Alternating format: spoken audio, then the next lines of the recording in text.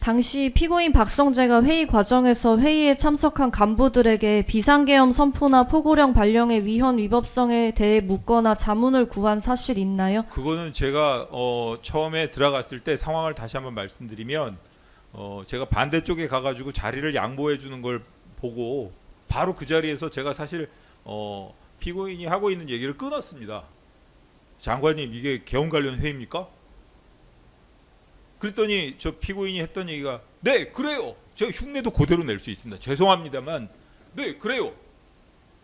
그래서 저도 할 말이 있죠. 저는 뭐 준비를 하고 갔으니까 장관님, 저는 이게 만약에 계엄 관련 회의라 그러면 저는 이거 참석할 생각 전혀 없고요. 그리고 명령이나 일체 지시 같은 거 내려와도 따를 생각 없습니다. 그러니까 저 오늘 그만두겠습니다. 나가서 사표 쓰겠습니다. 그렇게 하세요. 이게 답니다. 그리고 나서 전 나와서 바깥에 나와가지고 직원들한테 얘기하고 정확하게 좀 길게 말씀드리겠습니다. 나와가지고 제가 거기 장관 그 부속실에 있는 비서관이 제가 조직범죄 대검 조직범죄과장 할 때 저희 계장이었습니다. 지금 서기관 승진해서 비서관 하고 있었던 건데, 그래서 제가 그 양반한테 오늘 제가 그만둘 날인 것 같네요. 그냥 여기까지인가 봅니다. 그냥 그만두고 집에 가야죠. 그러면서 그 용지 하나 달라고 했습니다. 용지, 저 사직서 쓰게 용지 하나 달라고.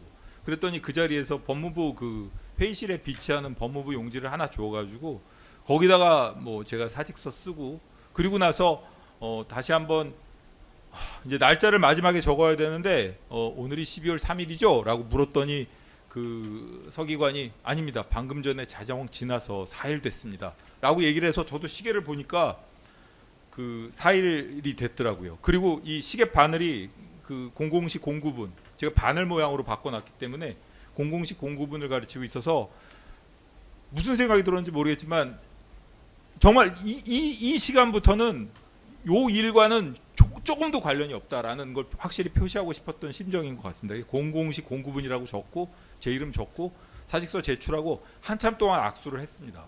뭐 거기는 직원들 몇 명 다 출근해 있었는데 악수하면서 아유 그래요, 고생 많았습니다. 고생하시겠네요. 악수하고 돌아서려는데 너무 화가 났습니다. 너무 화가 나더라고요. 그때까지 계속 안에서는 한 명도 나오지 않았고 뭐 계속 회의 중인 것 같더라고요. 그래서 문 열고 확 들어갔습니다. 그 들어갔더니 그때 또 누군가, 그러니까 교정본부장인지 출입국본부장인지 누군지 뭐 말씀 안 드렸는데 어쨌든 그 순서는 기억 못 한다고 말씀드렸는데 그 둘 중에 한 사람이랑 또 얘기를 하고 있었습니다. 그래서 제가 그 자리에서 뭐 참을까도 생각을 했는데 화가 나가지고 그냥 아니 저도 여야가 이런 식으로 극한 대립하고 이러는 거 동의하지 않습니다. 하지만 아무리 이런다고 해가지고 계엄이 뭡니까? 말이 됩니까? 문 쾅 닫아버리고 나와버렸습니다. 그랬더니 뭐 피고인 아시겠지만 그 대변인, 그 노선균 대변인이 저를 막 쫓아 나오면서 저 감찰관님 이러면서 말렸고 제가 그 대변인한테 그냥 몇 마디 하고 집으로 돌아왔고 이게 답니다. 그렇기 때문에 구체적으로 거기서 피고인이 어떤 말을 했는지는 제가 알 수가 없습니다. 예. 증인 장관 비서실에서 사직서 작성한 후에 다시 회의실로 들어갔다고 하셨잖아요. 네. 그때 상황에 대해서 다시 말씀해 주시겠어요? 그 아까 말씀드렸던 것처럼 그냥 악수하고 돌아서는데 뭐 제가 좀뭐 화가 나서 그랬는지 모르겠지만 그냥 조용히 가기가 싫었던 모양입니다. 그래가지고 문을 벌컥 열고 들어갔습니다. 그랬더니 역시 그냥 계속 제가 아까 말씀드린 것처럼 한 5분 이상 사직서 쓰고 인사하고 그랬던 것 같은데 회의를 계속 하고 있었습니다.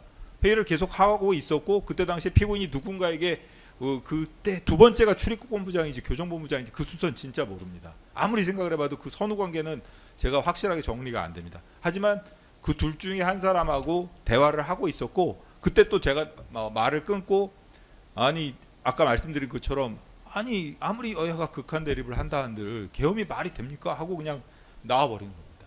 예. 조금 전에 후속 조치를 논의한 것 같다고 생각하신다는 거잖아요. 저는 그때 당시에 저는 그렇게 생각할 수밖에 없었습니다. 제 개인적으로는 그때 당시에 그 피고인의 표정이라든가 그건 뭐 분명하게 말씀드릴 수 있습니다. 피고인의 표정이 그렇게 하세요. 저는 뭐 솔직히 여기서 말씀드리겠습니다. 저는 뭐 그 피고인과 근무연이 없습니다. 17기시고 전 26기지만 근무연이 없습니다. 그 피고인이 후배들한테 화 잘 낸다는 얘기는 저도 얘기 들었습니다. 하지만은 저한테는 한 번도 화를 내신 적이 없어요. 그런데 사실은 그날 그렇게 하세요 이렇게 화내는 거 보고 저 모습이 그 후배들이 당황했던 그 모습이구나.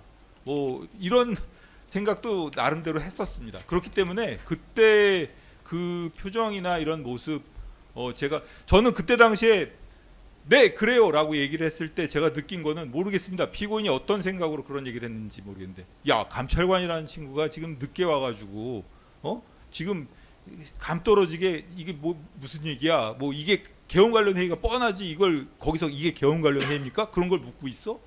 그리고 왜 내가 지금 이 중요한 얘기하고 있는데 말을 끊고 윗사람 말을 끊고 방해를 하는 거야? 이런 표정으로밖에 받아들일 수가 없었습니다. 그렇기 때문에 제가 느꼈던 뭐 그 감정은 뭐 어차피 제가 느낀 거기 때문에 사실은 저는 거기서 하고 싶었던 얘기가 있거든요. 하고 싶었던 얘기가 사실은 이게 개헌 관련 회의입니까? 라고 묻는 게 제가 몰라서 물었겠습니까? 지금 이렇게 열띠게 회의를 하시는데 이게 과연 정상적인 겁니까? 만약의 경우에 제가 장관이었고 문제의식이 있었더라면 저라면 그렇게 했을 것 같습니다. 감찰관 늦게 와가지고 무슨 소리를 하는 거예요. 나도 지금 이 상황이 무슨 상황인지 모르겠어. 도대체 그러니까 앉아가지고 우리 한번 이 상황에서 우리가 어떻게 해야 될지 좀 논의를 해봅시다 라고 야라도 얘기를 했어야 되는데 전혀 그런 거 없었거든요. 그리고 나서 제가 화가 나서 문 열고 두 번째 들어갈 수밖에 없었던 것은 5분 동안 어떻게 보면 제가 천천히 일부러 사직서를 썼는지 모르겠어요.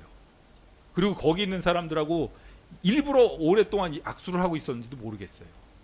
좀 생각을 해보라는 겁니다. 계속 이 회의를 해야 될지에 대해서. 제가 말은 안 했지만 일종의 항의라고 볼 수도 있는 겁니다.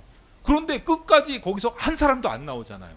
한 사람도 제가 거기서까지 개헌 관련 회의니까 묻고 나왔으면 누군가가 나올 수도 있는 상황이고 뭔가 웅성거릴 수도 있는 상황인데 분명히 그 회의를 장악하고 있었으니까 한 명도 못 나오는 거 아니겠습니까? 제가 그래서 화가 나갖고 다시 문 열고 들어간 겁니다. 계속 이렇게 회의할 거냐고. 어떻게 보면 제가 그런 말을 직접적으로 하진 않았지만 그 상황에서 저는 그 말을 하고 싶었던 겁니다. 제가 어떻게 보면 후회되기도 합니다. 그 상황에서 계속 이런 회의 하실 거냐고. 이거는 적절치 않다고. 이게 수십 년이 지나고 나서 나중에 어떻게 책임질 거냐고. 이런 말을 했어야 되는데 그 말을 못한 게 제가 보기에는 장관한테 미안한 점 중에 하나입니다. 그거 말고는 전 장관한테 미안한 거 하나도 없고요. 오히려 서운합니다. 제가 조서 말미에도 뭐라고 적었던 것 같은데 서운합니다. 그 자리에서 그 수많은 법무부 간부들한테 용산에서 딱 끊고 본인이 들어왔어야지 그걸 법무부까지 끌고 들어와가지고 거기서 앉아가지고 내가 어떻게 해야 될지 그런 모습으로 회의를 주재하고 있습니까? 저라면 창피해서라도 회의 주재 못합니다.